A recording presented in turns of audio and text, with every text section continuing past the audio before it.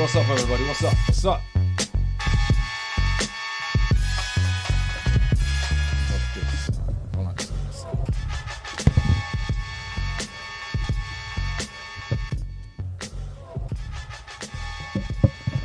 Hey, what's up, everyone? Welcome, Great Black Detox. It's the Wednesday clinic, live here, Great Black Detox TV. And as always, it's a pleasure, and we are honored for you to have us in your living rooms, on your mobile phones, in your cars, when you're walking the track, at your side chick's house, or your side bro's house, wherever you guys are, man. I hope you guys are having fun and being safe and being healthy wherever you are. Indeed, indeed, indeed. Sorry, a little bit late. As usual, we have the Wednesday gremlins. You know, we've got a lot going on here. We do everything here, and sometimes it just kind of rolls over into the kickoff time. So, yeah, we're here with the man himself, Dr. Amsu, and the rest of the team. So, Dr. Amsu, what's good, mate? Canada. You want to go there, don't you? I think you want to live in Canada. I will never go to Canada. You want to never. Live there, right? Canada's cold, first of all, so that kind of struck it off my list. But with the martial law going on there at the moment, you know that was he? He's Canada's Prime Minister. Trudeau. Whatever the hell they call him. He's calling everybody Nazis now, and like they're endangering people's lives. Blatant bullshit. Blatant. The whole world can see through his that. Whatever he's saying is total bollocks, right? And he's going ahead with it anyways. And like, what's going on? Why? How did this guy that, you know, the whole world used to look at Trudeau like he was like progressive, like he was, you know, this is what you want a prime minister or a premier to be, and he's just gone batshit crazy. Like, you know, power corrupts, right? It does. And ultimate power corrupts absolutely everyone. Oh, absolute power corrupts absolutely, and I think he's looking for absolute power. It's like madness, you know. Yet another COVID-related situation, you know, the mandates. So for those of you who are living under a rock somewhere, what's going on in Canada with the vaccine mandate? So you've got this big convoy of truckers who are protesting. Some of them have already been vaccinated, fully vaxxed. Some of them have not received any vaccinations at all. So they're doing a protest, which is a convoy that's gone across Canada, and I'm not sure, I'm not absolutely sure, right? But they reached to Ottawa, and basically the Prime Minister fled the city and went somewhere else, but apparently he's back and he's lashing out because of all the criticism he got because he looked like a coward to like leave town. So he's declared basically martial law. You know, calling the protesters and the protests racist and violent and everything. They got bouncy castle for children. You got local people bringing out food. There's like one big party going on over there, and you know, and what we are here with Great Black Detox, you know, the electric food, electric health. We are about fighting against a system that does not have our best interests at heart. So, you know, the reason why we have our detoxing and we have our, you know, nutrient supplements, you know, our herbal supplements, and that is because we have an alternative to the mainstream, to the pharmaceutical industry, which has blatantly and totally failed black people, right? We're the sickest people on the planet. And there's a failure. And in protest of this, you know, we have created alternative treatments to people's ailments and alternative protocols and alternative therapies for people to be able to get healthy. Whether you have an ailment or not, it's about getting healthy and maintaining optimum health. And, you know, our thing is, you know, not that we're actually physically fighting the system. We're offering an alternative so that, you know, we don't have to succumb to medications that would otherwise make us worse off. You know, you take something for indigestion and it can give you heart failure. Right. You know, it can cause a stroke or, you know, liver failure. You know, that's the kind of things that happen in pharmacological medicine and allopathic medicine, or they just cut it out. You know, there's nothing we can do for you, so we have to provide, you know, we have to do surgery. And surgery comes with its issues. So, you know, the whole point of what we do with Great Black Detox is about, all right, black people, we have to step up. We have to take control of our own lives. We have to take charge of our health. And, you know, we provide that alternative. So what's going on in Canada right now, people are trying to take control, you know, changing the narrative that, you know, we're not standing for any kind of dictatorship. You know, people whose lives are not affected by these changes, these mandates, they're trying to dictate to the people who are the most affected that this is what you have to do, not what you need to do. This is what you have to do. And people are standing up, and, you know, whether the battle is in court or it's via protest, you know, we the people, we have to stand up to tyranny, to this dystopian actions that are taking place. You know, it's rather bizarre as well, because when the former most stringent places like the UK and America are dialing back on their restrictions, Canada's doubling down, right?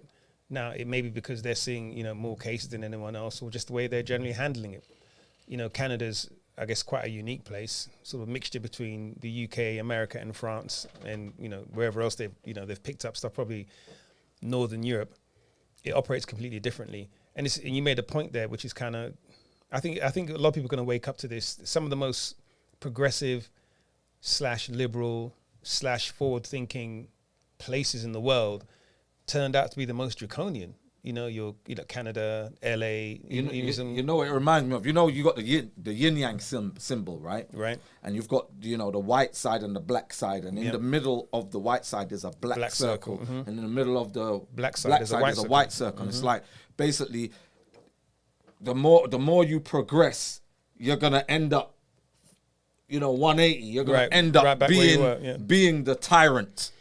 You know, the people who are like, you know what, what's best for the people, they're what's best for the people as long as you agree with them.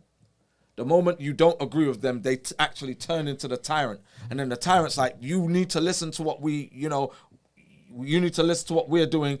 And it's like, all right, in order for us to keep order, they will compromise. They will end up being progressive so that they can maintain order. You know, so the authoritarians end up being the liberals, and vice versa. Almost every revolution to date, right, has started with, you know, a movement for the people, you know, by the people, against the oppression of the aristocracy. You know, the old money back then, of, you know, whatever military junta was in power. Not long after the revolution, the people take over. That the people that are running that revolution end up being just like, if not worse, the people they overthrew. Yeah, more draconian, right? More laws, more stringent. Squads. The firing squads, the executions, and the abatement of freedoms, and so on and so forth. This is cyclical. History doesn't repeat itself, but people make the same mistakes. It's very cyclical. The saddest thing about all of this, and not just coronavirus, there's a number of things we could talk to and sort of analyze and see the analogies here, is that we don't learn. People don't learn. The people don't learn. They will keep making that mistake and keep bowing down to the wills of a handful of people who have the power to matriculate their thoughts and ideas to the wider population, or to the people who are in control. It doesn't necessarily mean they're right. Doesn't necessarily mean they're wrong, for sure. But we've lost the opportunity or willingness to question. Order comes down, obey. I read 1984. I don't know where I read it. It was in audiobook. But somebody told me, I had to refresh myself, books that I read in school, to see how I understood it then and compared to how I understood it now. And it's very deep. And you think that book was written in, I think, the 30s or something. I've got to go back, you know. And the dystopian society you're talking about, you see, it doesn't look like a dystopian society now, because everyone's got flat screen TVs and nice cars and nice clothes and Instagram and Facebook and social media, and everything's so glitzy and everyone's dripping. But behind the curtain, rights are being taken away, laws are being put in place across the world. I'm not just on an American thing only, you know, that are slowly sort of eroding at those freedoms. So you're going to be there staring at your phone and, you know, taking booty shots, and then one day the thought police are going to come around. Now it sounds far-fetched, but we're not far off from that. You know, they're censoring our freedoms every day, right? And that's the thing with social media, you know, like Meta, Facebook, there's a question when you log in, what's on your mind? But now they're censoring.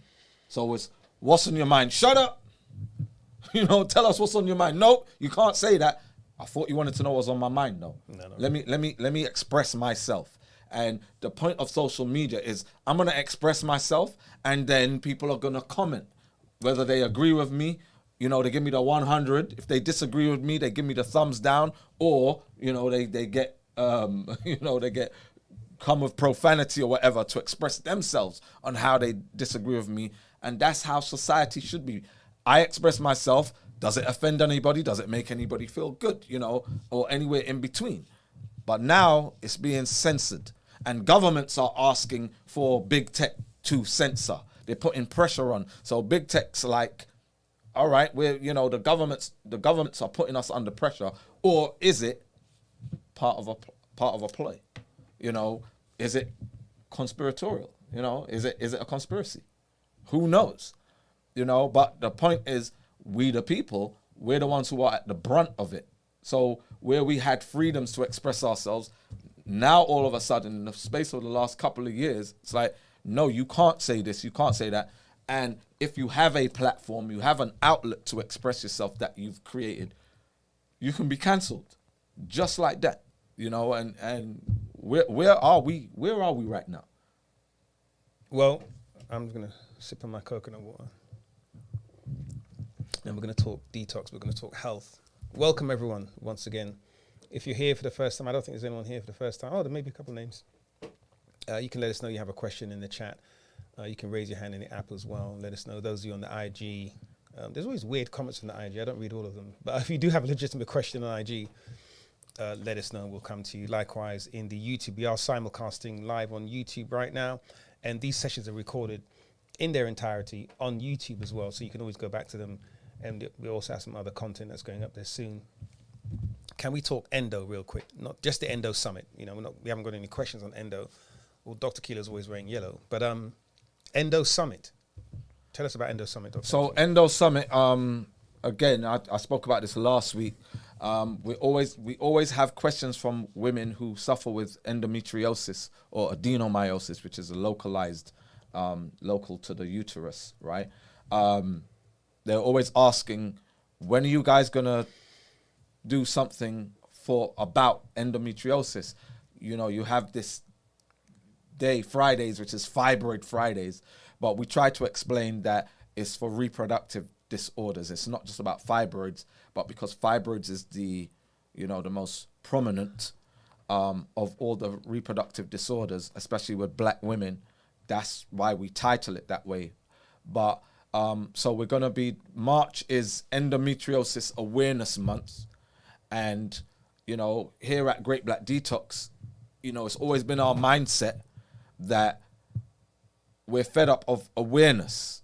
You know, all right, people know there's a disorder. People may even know, you know, what's behind the disorder. Like they, you know, the same old, just like Black History Month every year. Are we learning anything new? You know, are we learning anything new from that? That's another argument, right? I don't want to go into another debate. But awareness of something is not giving the answers, is not helping with the actual situation, the disorder. And we're about finding solutions and remedies to these issues that you know are a blight on the black community. You know, black women don't get treated correctly. They don't get treated fairly when it comes to endo, right? Often it takes years to diagnose, and by the time it's diagnosed, women are pronounced infertile.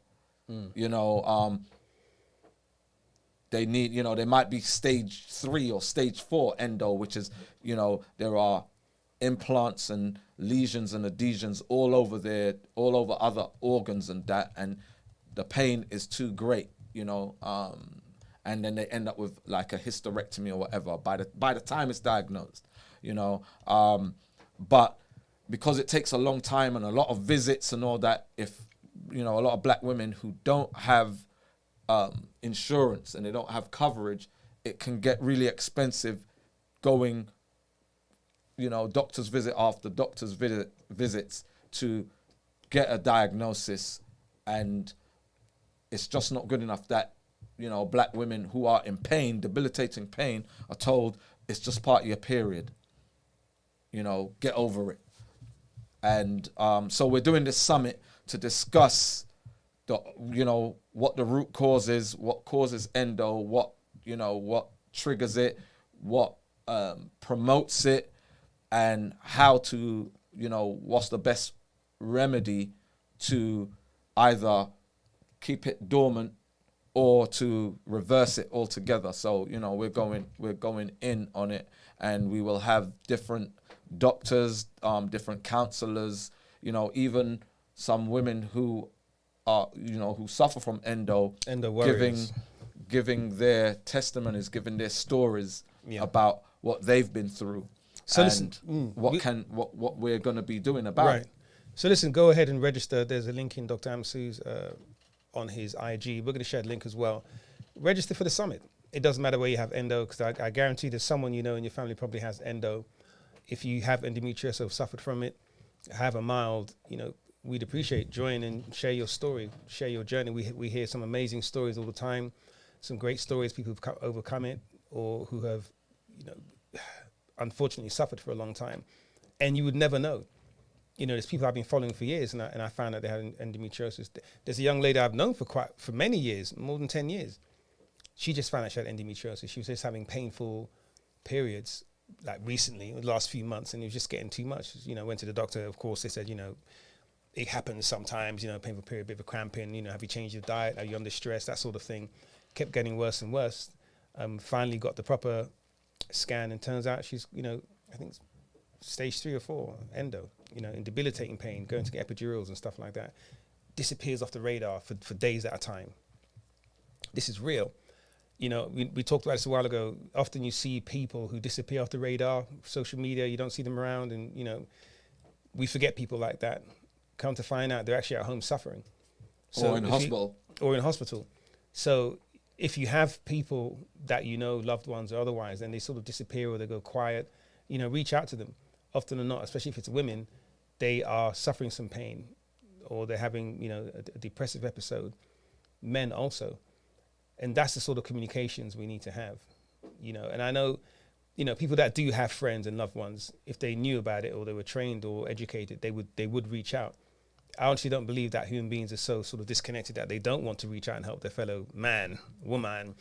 But I think we just need to make it more a practice to connect, and also make it a practice to connect. So if you're someone that suffers from depression and anxiety and you know this, try and make it an action, especially when you're well, to have those social interactions, increase them, so that when they do fall off, you know, you still have people to reach out to. But if you seclude yourself all the time, sometimes because of the stigma, you kind of, you know, you remove your support group. And it's the same with endometriosis. A lot of women suffer in silence. A lot of women who work shift work, and maybe some women on this call can talk about it. So now it's funny, it's sort of come back full circle. Amazon, right? When we were young, Dr. Amsu, a lot of women worked in factories, assembling things. You know, my mum she worked in at least one factory assembling TV components, soldering irons, the whole 9 yards.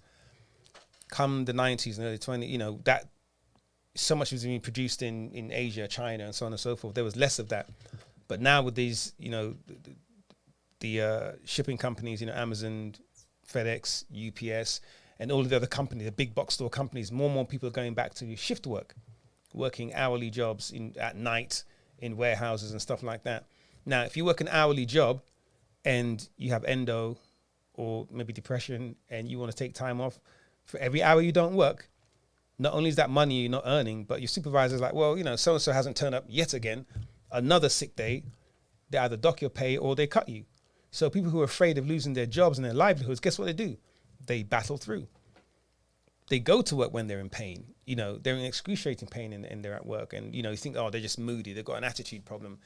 You know, they may be suffering something. So I think the world, and I'm going to sound a bit kumbaya here, has to be just generally a lot more compassionate And I think people would share more, and I think we'd work more together, and we'd get to solutions for these things a lot sooner as well, rather than millions of people. Can I share something controversial, right?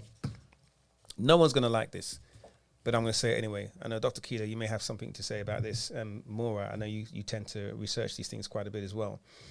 One of the big problems with healthcare, and Wujao, you may have some information about this as well, is that for decades, of course, since the industrialization of medicine and sort of whole the doctors' practices, right, the practices, is that patient records are kept on individuals, different health organizations, and I guess in municipalities, wherever they're governed, all the patient records are separate. HIPAA laws are relatively new, but, patient confidentiality means that patient records aren't shared. And ironically, because of privacy, and it's understandable, people are entitled to their privacy. Gotcha. But here's the thing. Valuable information about diseases, ailments, epidemiology, and so on and so forth are not shared because those records are private. And what I'm going to say no one's going to like is about the privacy laws. I'm a proponent of privacy. I want my privacy. I want the right to have my privacy. Okay. However, there are some aspects of our overall society that I think we have to work at how we can maintain our privacy, but allow certain information to be shared. Sounds crazy, right? Because we know we're looking at Big Brother, but at the same time, there was I think what happened was that there was some disease in the Midwest somewhere, a decade or so ago, and it was spreading around, and doctors in one healthcare region had no idea of it. Then the disease came into their region, and they started to see a few more cases. And it was only after some sort of national, convention or something, doctors realized, we've been seeing cases of that over here, because those records are not shared. So the controversial thing, guys, is that in some crazy way, maybe not crazy, the smart people can set me straight, we kind of need to look at privacy and think, okay, in which areas and how can we maybe allow certain information to be shared, maybe anonymously. Maybe say, hey, there's been X amount of cases in this region without giving the names and addresses. Do you know what I mean? Contact tracing, maybe we can eliminate that. But I honestly believe that with endometriosis, for example, there are a lot more women who are suffering it, and, the numbers are kept isolated, okay? And so those doctors aren't sharing information either, and they're not contributing to trying to eradicate these issues. So I know you may not like it, but I think part of the solution may be if some aspects of medical records are actually shared among people who are doing honest research. Let me put it that way. I mean, this is the thing. If there is a remedy, then that would make it valid. But something like endo, for instance, there's a lot of research that's gone into the components, the components of endometriosis, and the suffering that women can go through. What actually happens, what happens at a cellular level, what tissues, what organs can be affected, the kind of pain that women go through, and that. But whether they're sharing that information or not, it's the diagnosis process that is part of the issue. And then you have another part of the issue, which is, the systemic lying, untruths that are told about, what triggers, what are the origins of the disease, and, what can be done for it. A lot of women are told there's nothing that can be done. So apart from surgery, when it gets really bad, and there are nutritionists who are out there who are telling women, okay, these are the foods that will promote, that will agonize your pain, and implants, and your adenomyosis and your endo, and these are the things that are not being spoken about. When they say we don't know how this happens, it means if we don't know how it happens, we can't tell you how to prevent it. And one of the greatest sayings of all time is prevention is better than a cure. But they're trying to say we don't know how this thing actually happens, right? And certainly the amount of white papers that I've read there's a very good idea on the origins. There's a very good idea of what substances affect the reproductive organs and the outcomes. So the problem with awareness, these awareness months and whatever, is that they're not dealing with how it can be prevented. Because if women knew, all right, ingesting these substances and avoid them like the plague, it would put places like Mickey D's and KFC and Subway out of business. A lot of industry would suffer that have become part of the furniture. So you go in any plaza, any town, America, and there's a plaza. Chances are there's a Burger King, McDonald's, KFC across the street. We went to Stone Mountain that time, and we was at a junction, right, of Memorial Drive and was it MLK? No, it wasn't MLK. No, it was, Hairston. Hairston, right. Hairston and Memorial Drive. Yeah, we're naming names, right?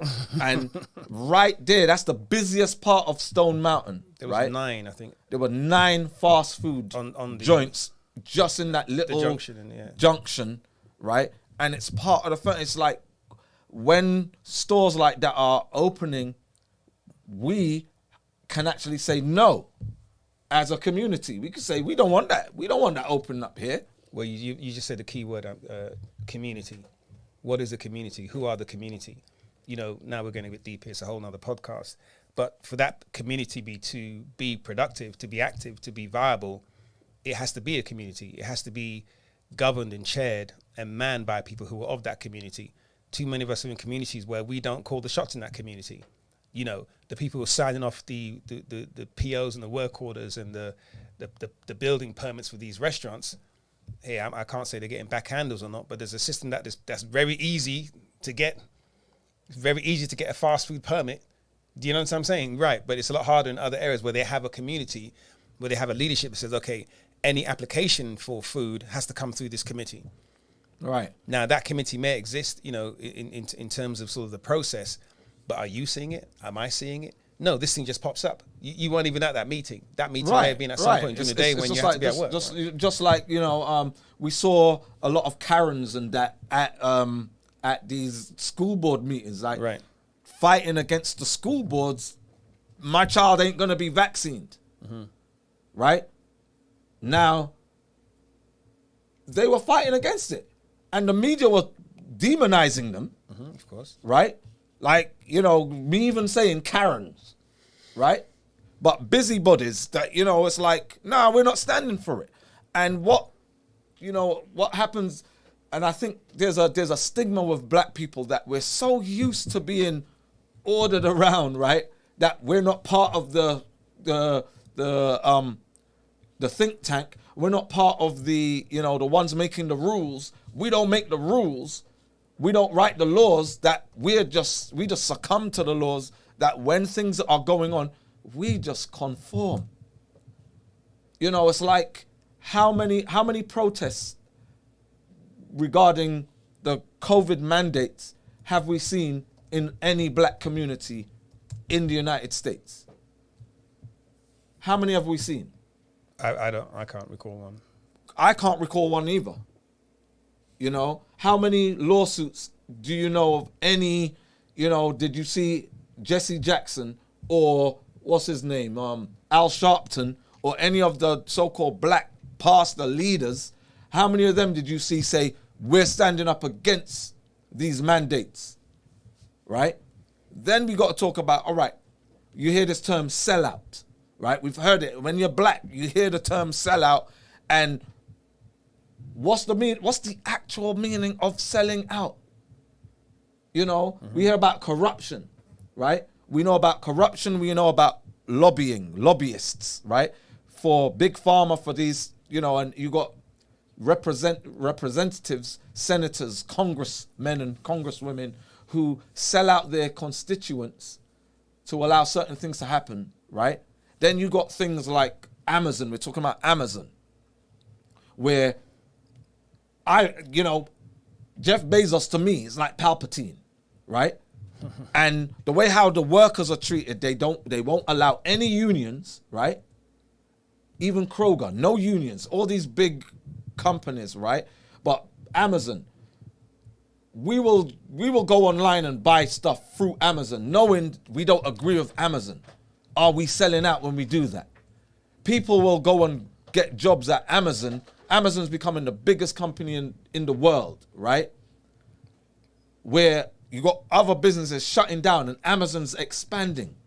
People will go and work for Amazon because, man, I need to get a check. Are they selling out? Is that selling out? You see what I'm saying? So there's a line between, man, I got to take care of my family, I got to pay these bills, and then there's, you know what, I'm actually feeding the beast. I'm working for the beast, right? And think about it, we're in the South, we're in the Bible Belt. We live in the Bible Belt, where in the Bible Belt, people have been bashed their whole lives about this is the beast, this is the dragon. You know, this is the seven-horned dragon and whatnot. The signs and the symbols to look out for. This is what's going to be going on. And when it's actually happening, the religious leaders are lobbied. You know, they've been lobbied. They actually support these. They're actually sponsored by Pfizer. They're actually sponsored by McDonald's.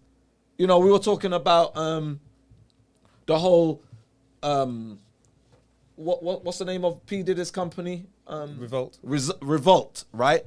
How Revolt is black owned, and it's about progression and black people standing up to fight the power and all that. They had a whole thing about the pre-existing conditions, black people being, having all these high blood pressure, diabetes, the asthma, the autoimmune diseases.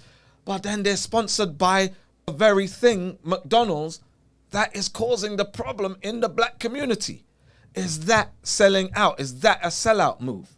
To be sponsored, that you're collecting money and you're actually advertising that company that's poisoning the people, causing those, those health conditions that you're actually talking about. Then you got all these, we went to the, we were at the Rosa Parks. Right. Rosa Day, right? Inauguration, whatever they call it, right? Ratification, right? And what was the food that was being handed out? Oh man, given out. It was the usual suspects. Yeah. The usual greasy fried chicken. There was seafood, but again, how was that seafood prepared? The very thing that causes problems every time there's a black get together. Whether it's a church picnic, church outing, whatever, the food is poison. And, the very... So Dr. Amsu, yeah. I mean, you're saying it, and maybe the people on this call right now and who are watching this are going to be the crusaders for change, right? Is that we do need a cultural shift, a cultural change. Why can black people not be seen as the segment of society who bougie about their food? Very picky about their food. Oh my God, they're all plant-based. They're all vegans. Why can't we be that? We don't have to be the group in America that succumbs to insalubrious foods and habits. That takes a cultural shift. We need an album. We need a Bob Marley. Now it sounds cliche and corny, but a lot of the changes that have come in many communities, not just the black community, have come because of movements like, right? I kid you not, like music, a movie, where church, places that people respect, forums that people respect, who then expose what we're talking about. That's the only way it's going to happen, because only a very small subset are going to listen to people who are watching this. They're going to listen to you or me, right? Because we're not wearing white lab coats and working for a big pharmaceutical. So we're always pushing up against a locomotive. It takes a cultural change, which is why, segue into Electric Health, folks, which is our non-profit, which you're going to be hearing more about soon. We are working fairly diligently when we're not, on our backs from drinking, to establish, and we have done to a large extent, a non-profit. So, yeah, we do this bit, we do the electric food bit, the Great Black Detox bit, and the Great Black Detox campaign is actually something that was spurned by our non-profit, and we're going to be asking all of you guys to contribute to that in any way you can, whether it's financially or in kind or just turning up and supporting what we do, so that we can really evangelize all of these messages. A lot of what we're saying to people who may never buy our products, who may never even do a detox, but they can at least listen. And if we can turn up to where they live and where they work and to their neighborhoods and educate them and listen to them, of course, but it's a two-way thing, and have that conversation about health, about wealth, about happiness, about the things we do that inhibit our ability to live the American dream. Most of them start in the gut, start in the mouth, start in the head, but no one's doing it. There is no train to jump on. There is no movement to jump on. So we have to create it ourselves. So that's what we're doing. So we're creating a movement where we can fund and exercise our ability, our God-given ability, to go and educate our people. And hopefully one day, the black people community will be known for being this uber natural group of people. Oh my God, black people are coming. All right, put the fried chicken away. You know what I mean? No butter, make sure everything's green, make sure everything's organic, make sure everything's healthy. Why not? Why not? But this is the thing, is like, a lot of celebrities who made it, they done came up. They're making a lot of money for themselves, right? How many celebrities' houses have we been to? And we did the whole food police thing on them. Like, all right, do you mind if we go and have a look in your fridge, right? And then we go in there like, all right, that's got to go. That's got to go. Take that out. Dash that out. You got people who are making money of kings, or of nobles, nobility money, but they live like niggas. They eat like niggas. Like, they still eat McDonald's. They still go and get their wings from, they get 50 wings for like $10, $20, 100 wings. What are some of the sauces that come with it? Man, you got barbecue, honey mustard and all them things there. Dijon. Right, all poison. But these guys might throw a big barbecue or pool party or whatever. You go to their house and racks. And it's the same poor people's food that they're serving, right? And it's like, look, when are we going to, when we look at celebrities, they influence us. This is why they're now influencers on IG and whatnot. They're the influencers. And we've approached so many celebrities to like say, look, we want your help to influence young black people to avoid these illnesses and all that. And they're worried about their reputations. That, you got some people, I don't know, you see what I'm saying? They don't care. And that attitude is like, I'm not going to, I will promote whatever, you're going to pay me to do this, rather than, you got a voice, you got a platform, lend your talent and your platform to try to help black people wake up, these youngsters. Because, we talk about prevention being better than cure, right? But the people who have the platform, they're still eating nigger food. And they're promoting it. Like most black girls, they love Cardi B, but Cardi B's promoting like Pepsi or Coca-Cola, one of them things there, and it's a poison. And what happens when, and this goes back to my whole thing about selling out, right? You made it. You don't need to take money from any of these big companies to promote their stuff, but their check is big enough that, even though I think I ain't gonna drink this because it's bad for my skin, and the people who really made it, they probably have nutritionists and such that tell them, don't make sure you don't put none of that Coke stuff, Coca-Cola or Pepsi-Cola or any of these sodas into your system because it's bad. But here comes the check. And it's like, all right, I'll do that because people are going to buy it anyway, is the excuse. So I'm going to promote it. And when I promote it, I'm going to, I got this big fat check and it ain't going to make a difference anyway. So we need to start holding ourselves accountable and responsible and, you know, what we're doing as Electric Health is we're going to be putting pressure on some of these celebrities, or on as many as we can, that, look, you need to be an example to these youngsters, because black people are becoming an endangered species when it comes to these pre-existing conditions, you know? Absolutely. Dr. Keela, I see you had your hand up there. We're going to have to get Dr. Keela a brown hand, because sometimes when you're wearing yellow, you got that background. I don't see it for a while. I tried to change, pleasant afternoon. I tried to change the hand brown, but on the tablet, I couldn't do it. On my computer, I can. I was multitasking, listening to what you're speaking about. And the thing is, I don't know how many people here have relatives who work in the military, but one of the things that when you're in a new territory and you're trying to secure your position, one of the things you have to do is, yes, you surveil the land, which is just keep your eyes open, looking out for anything that looks suspicious. You may send a reconnaissance unit, which goes and samples what's in the environment, brings it back to study. Mm-hmm. But at some point, you have to claim territory.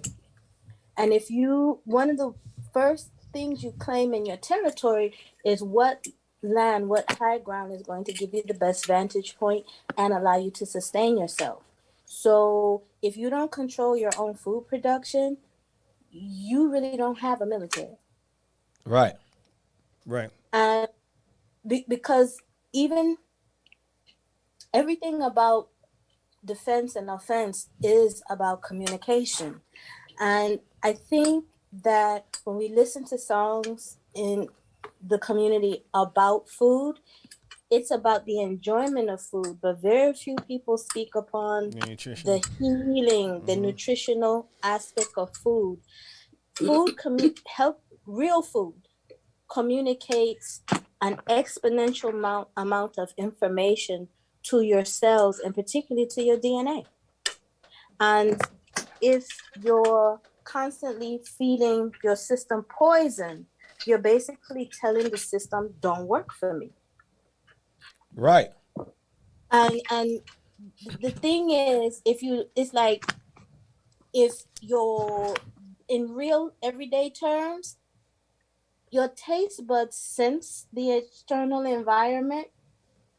Your brain may lust after certain flavors, just like your eyes may lust after certain structures on the opposite sex.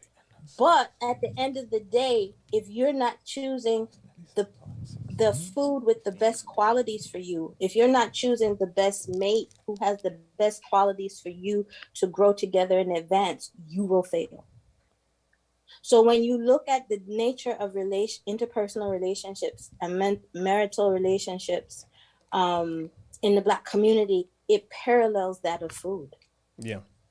Right. Everything is to feel good, but it's not to be better.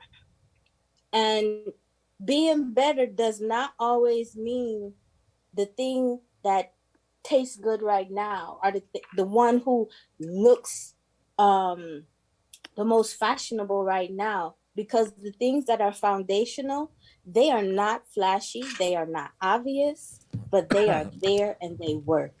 That's all I wanted to mention. Yeah. Right. And you know, and to expound upon that, we've become so individual, right? We've become so individual that, check this out. We're in an age of social media, right?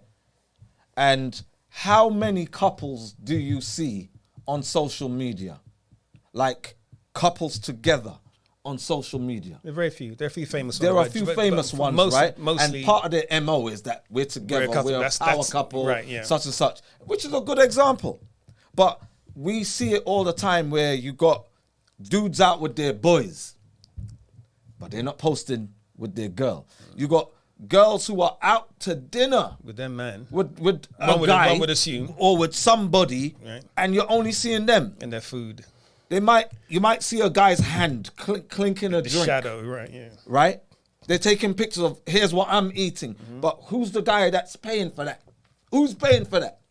We're not seeing it. So we're so out of touch with nature, right?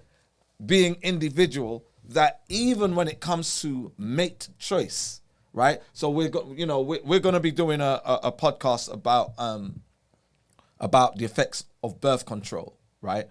And ovulation, a woman's cycle that a woman goes through dictates the type of man she wants to be with in nature. When you disrupt that natural cycle with ovulation being in there, you actually disrupt the type of man a woman will select to sleep with or to be with. There's a disruption. So we're becoming so far removed from nature, right? And what affects women also affects men because, we share pheromones, right? So when there's a change in women's behavior and their emissions, if you will, right? It affects men's behaviors. Mm-hmm.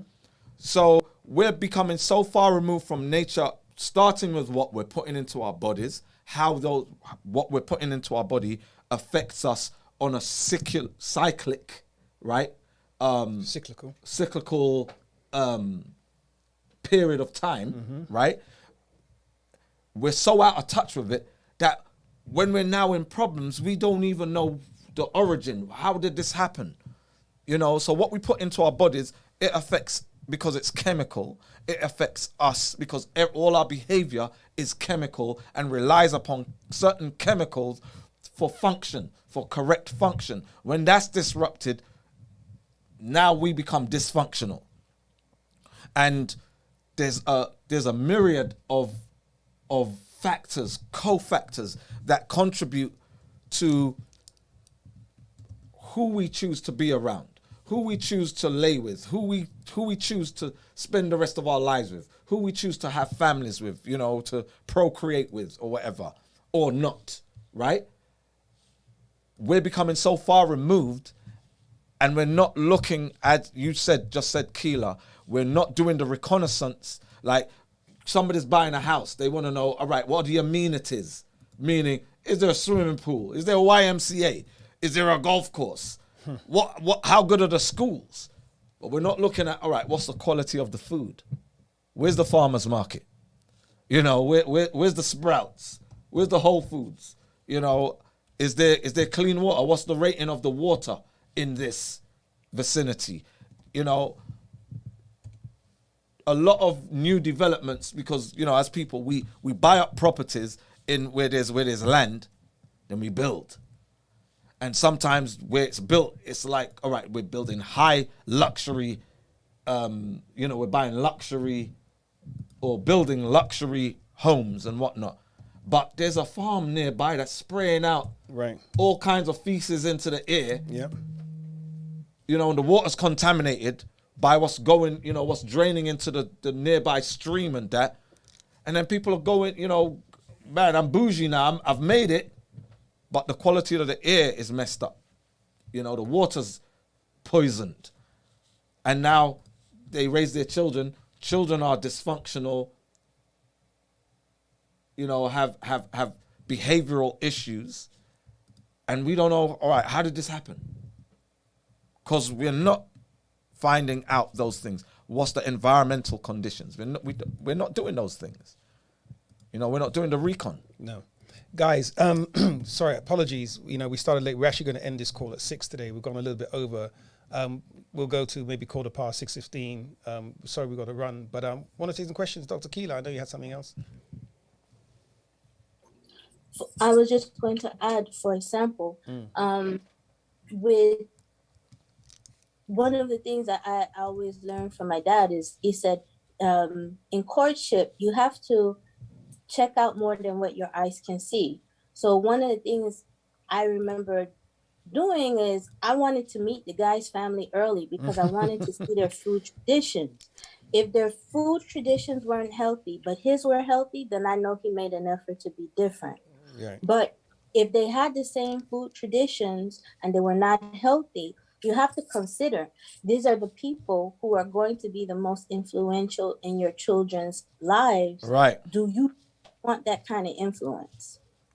Right. And if you don't, you might have to let that potential mate know, I like you, but you know, some of your traditions don't work for me. They don't work for the kind of family I want. And so it's a more critical way of planning your future, because when you plan your future, it's not just what you put in your mouth, it's who you decide to procreate with. And I really think that when a lot of Black people got disconnected from the land, there were certain sciences that were lost. Food traditions were lost. So much so that you don't hear it so much in the north of the US, but in the South, you still have a lot of women that know how to cook and cook well. But there have been introductions of convenience utilities like microwave. Right. Destroys. There have been convenience utilities in terms of spices, but if you're not blending your own, I hate to say it, the analogy is, if you're not growing your own whatever, you're not controlling anything. Somebody else is controlling you. Absolutely. And thanks for sharing that. And it kind of goes back full circle to, I guess the word that's common now is values, right? You know, what are the values of our community? What are the values of people? You know, we talk about relationship values. We're talking about health values, community values. And a lot of values have been just chucked out with the dirty baby water, or we call it dirty dishwater. And now the values are all superficial. It's all, you know, how do I look? It's all narcissism is you know, narcissistic values trump those of the community. You know, there are whole communities in China, for example, where women just aren't having babies anymore. You know, there's a time in China you couldn't stop them having babies, right? They had to have laws to stop them having babies. Now they don't want to have babies because women are becoming more middle class. They're doing IT jobs and they're out, you know, living like what's her face from Sex and the City. So their culture and their values are changing. Now the Chinese government is going back to begging people to have babies. Can you believe this stuff? We talk about Black people having infertility. I know there's sort of a clinical side to that, but absolutely, Dr. Keela, our values are changing, they're waning, and the community is becoming less and less pivotal, less and less important. And yes, we know that a lot of it was governed by, but sort of upheld by, you know, the church, because the church was the bastion of the Black community, especially during civil rights. And personally, I have a great deal of respect for that, you know, but we're even letting go of that. A lot of Black people were Masons, were Freemasons. You had the Prince Hall Lodge. You had a lot of women were Eastern Stars. Now, I'm not suggesting you go and join those organizations. However, those were organizations that were in our community that we could stand behind, and they did affect change. They were the ones, you know, whoever was marching and throwing stones, they were the ones behind the scenes filling in the forms, right? Because you had to be of a certain education level to join those communities, those organizations. I know for a fact, because I've had Freemasons come up and tell me that they can't get young people to join anymore. There are whole Freemason chapters around the country that are closing down because young people aren't joining. Well, it's funny that, you know, Keela said courting.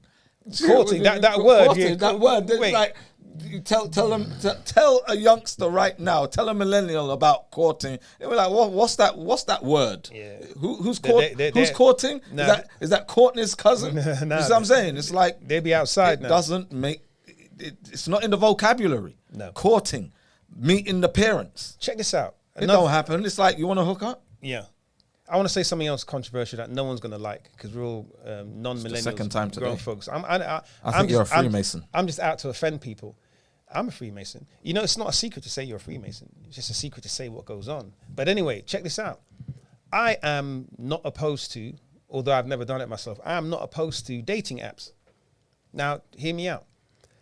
Now, I'm not sure, you know, the criteria for every dating app that's out there. I'm sure that, you know, they have varying degrees of success. I know there's one that claims that 1 in 40 people get married or something, but whatever. But check this out. At least in a dating app, you have all these criteria listed out, right? Here's who I am. Here's what I do. Here's my education level. Here's how much money I want. Catfish. These are the kind of people. Well, maybe so. But course. Yeah, but hold on. But at some point, you're going to have to meet the person, right? And if you meet the person and it was no, fibs, wait. But this is what I'm saying. A person, all right, catfish. We usually think about how somebody look, and they might put an old picture in there, you know, from, you know what I mean, from 1993 or something like that. You show up and it's like, wait. All right, where's your niece? You know what I'm saying? But what people lie about their behavior. They lie about their likes and dislikes. They try to look sound and look on paper more appealing. Absolutely, but that happens on IG right now. Right, All I'm saying is this: is that I am not totally disapproving of the dating app as a concept, in the sense that, and I'm not saying this should be shared with the government again. I'm not talking Big Brother, but listen, if you can meet people and then read their resume, and let's assuming somehow by some miracle of nature that they actually tell the truth. Because remember, if you're catfishing, at some point someone's going to meet you and hey, that's not you, or they're going to look at your resume. You're going to sit down and have that conversation, and you don't know, turn of the century Russian poetry, but you said you did on your form, right? That's going to be exposed. But in a weird kind of way, at least that's in a way it's courtship. Back in the day, you meet a girl and the first thing you do is ask her that, like Dr. Q was saying, okay, who are you? What's your name? Who's your family? Which church do you go to? What neighborhood are you from? What school do you go to? What are your aspirations? You get to understand a bit about that person, not, how well, what knickers are you wearing? Do you see what I'm trying to say to you? So it's that we need to reintroduce values. And I'm telling you, at some point, you're going to start to see more and more of that. I said knickers. Knickers. Panties, knickerbockers, mate. Listen, it's cool. Look, we're almost about to shut it down. We did have a question. Someone asked in the chat, iPhone, and one iPhone, same iPhone. When a child is born with a special need, is that connected to the way a woman eats? It can be. There's a possibility, because there are genetics and then there's epigenetics, and a lot of epigenetics can happen during gestation period. So what a woman is doing, right? What she's eating, what she's ingesting, if she's smoke, a lot of women when they're pregnant stop smoking. But what about, if you were drinking and smoking before you found out you were pregnant, there are some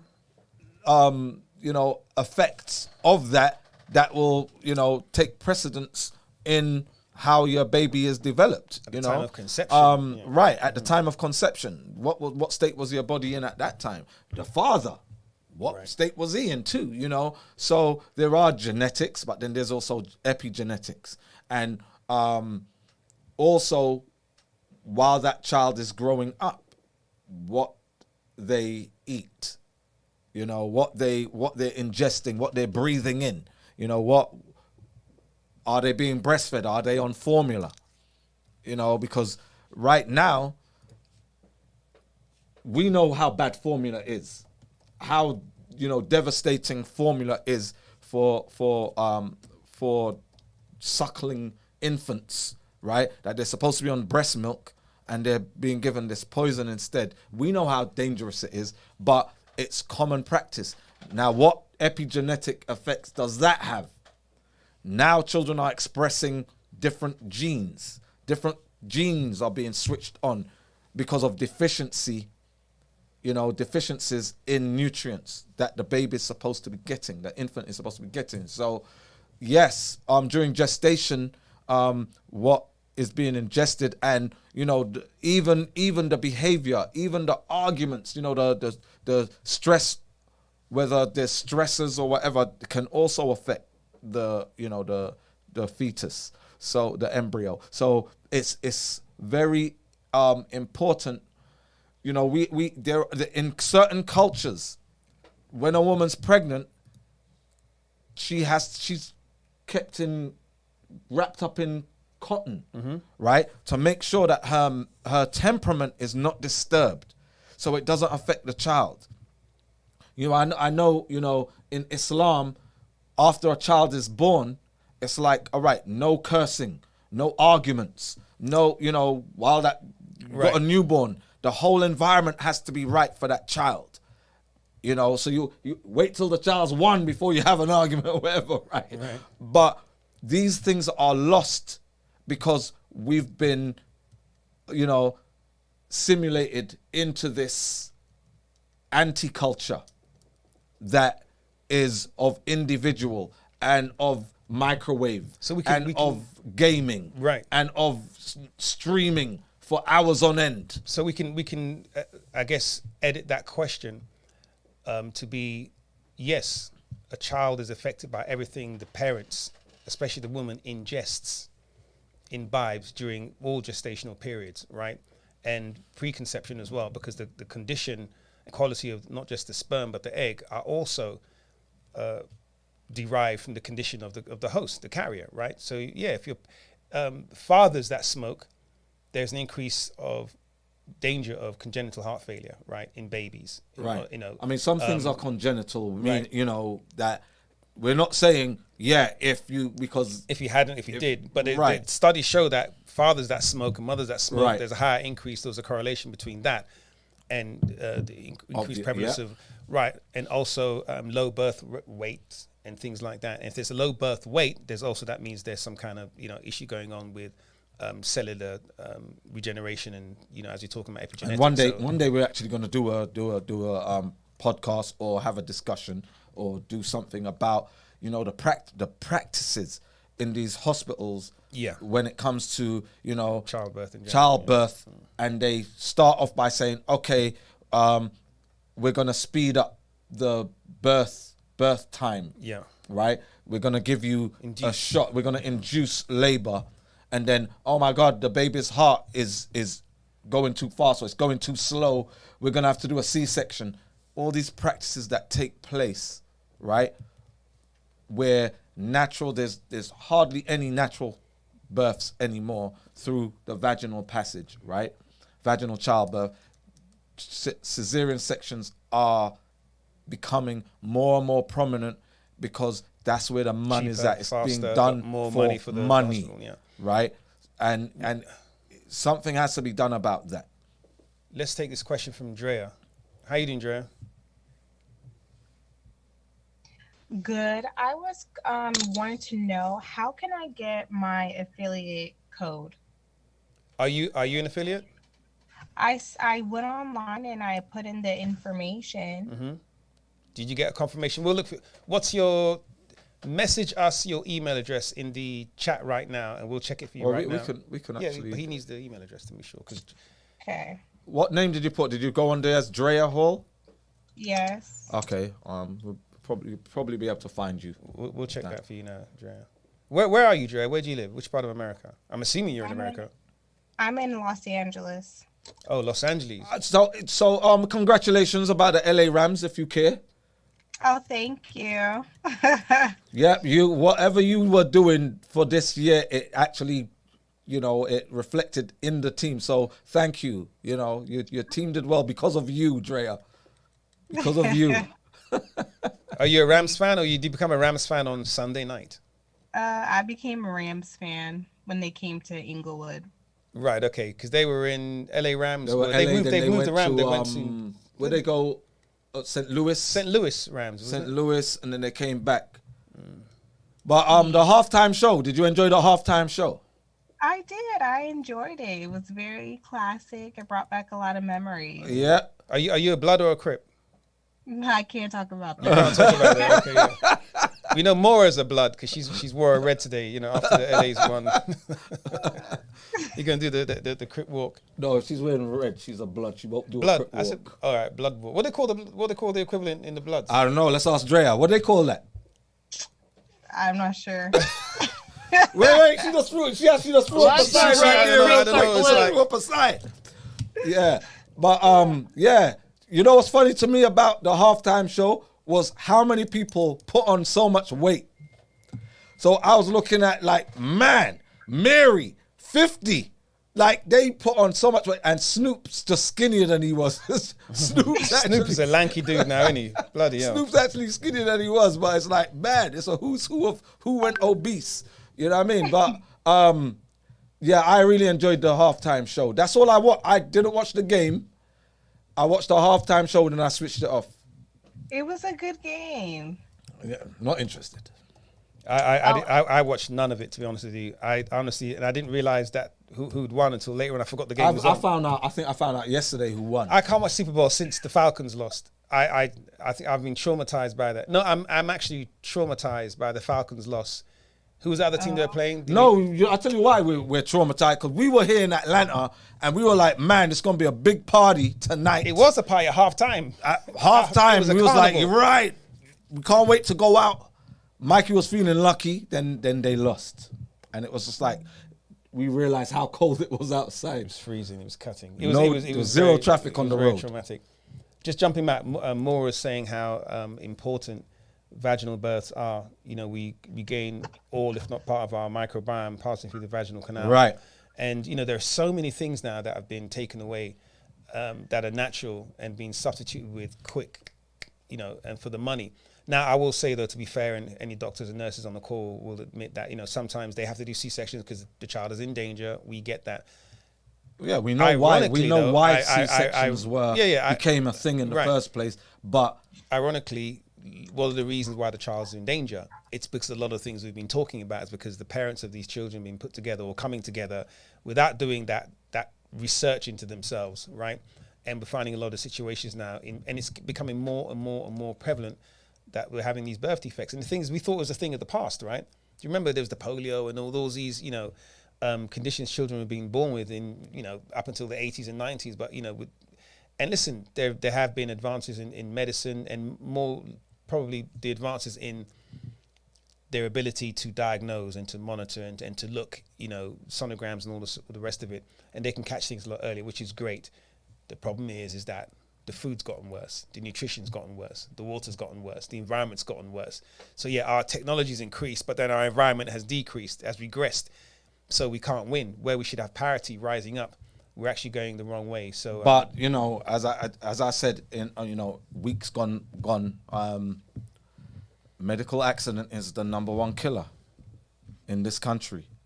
So it's not even got anything to do with, you know, birth defects, you know, because congenital defects are very low, especially in the black community. Our genes are just fine. It's the medical practices. It's the you know, the epidurals and the different types of anesthesia that's used, and you know, the inducers of labor. Those things that are causing a lot of problems, right?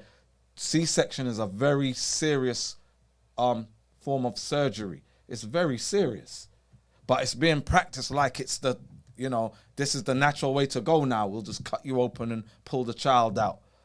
It's becoming too common, and the problems that it causes following birth, you know, so we'll have a whole thing about that. That's a whole nother thing to do, you know, that we have to discuss. Yeah, indeed. Well, listen, folks, we've actually got to shoot off a little bit early today. As always, it's been a pleasure having you guys on. Hold on, we got to find out. Let's not leave Drea hanging. Did you find her? She's not. So, all right. I'm gonna add her manually. All right. So Drea, we can't find you. So maybe something went wrong when you were doing your sign up. So try to go in now. When we end this now, just go in and see if you can register again for to be an affiliate. I think he's adding her manually. Okay, I'll do it.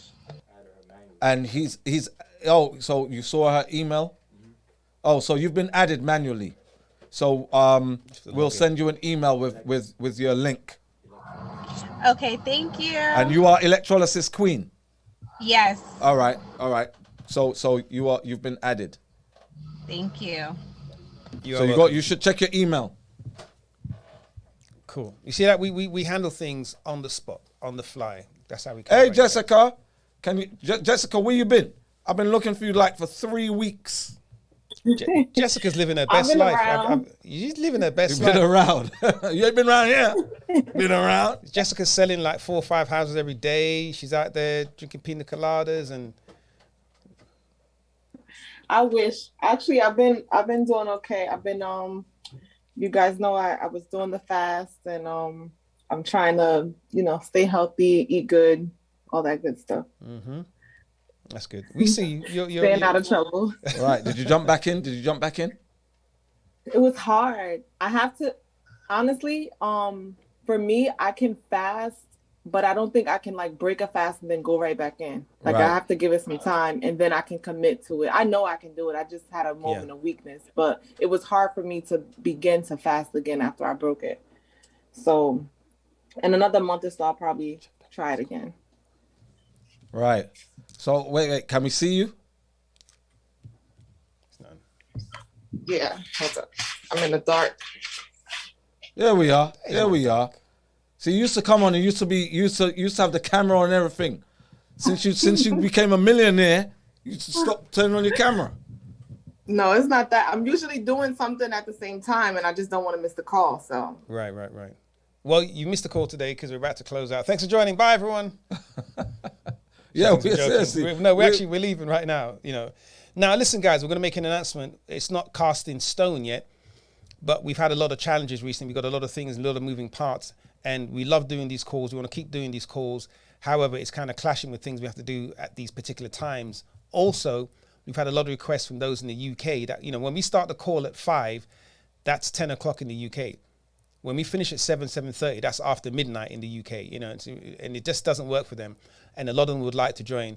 So we're going to shift at least one of these calls to earlier in the day.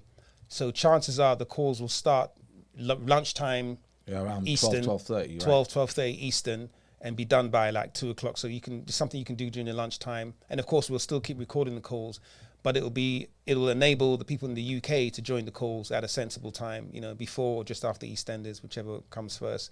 And we may shift the days around. So we're not killing it completely, but the Wednesdays and Fridays, we've got to make some moves. I've noticed we've had to miss a few Fridays recently because of those clashes. So rather than not have it, we're going to shift those times around. But you guys will know because you guys are all plugged into us. We'll send emails out. If you're in the app, we'll send updates in the app so you guys will know. And then, of course, if you follow us on social media as well, you get the updates. So, yeah, we're going to shift a few things around, but we're not going to drop it completely. And we've got some other things in the pipeline that we'll be sharing with you guys soon as well. So stay tuned for that. But, yeah, listen, Dr. Amsu, final words? Yeah, thanks everybody for coming. It's been great. It's been emotional. It has. And we'll see you guys the next time. We don't even know when that's going to be because we might not be on Friday. We may or may not be. We may or may not be Friday. We'll let you know, but definitely next week. And don't forget, guys, we still have the sale going on. It's Black Love, 28% off store-wide. So if there's people you want to get on this detox, get them on there now. So listen, you need to do your detox. You come do it with me. If you're not ready to start the detox, get it now. You can start it in March on your birthday, whatever it is. But now's a great time to get those things in, especially if you're on, you know, things like the fibroid detox. You know, that can be a great help that way as well. Thank you, Amana. So all right, Amana. Go and check it out. Have a great night, guys. Be safe. You too. Peace out.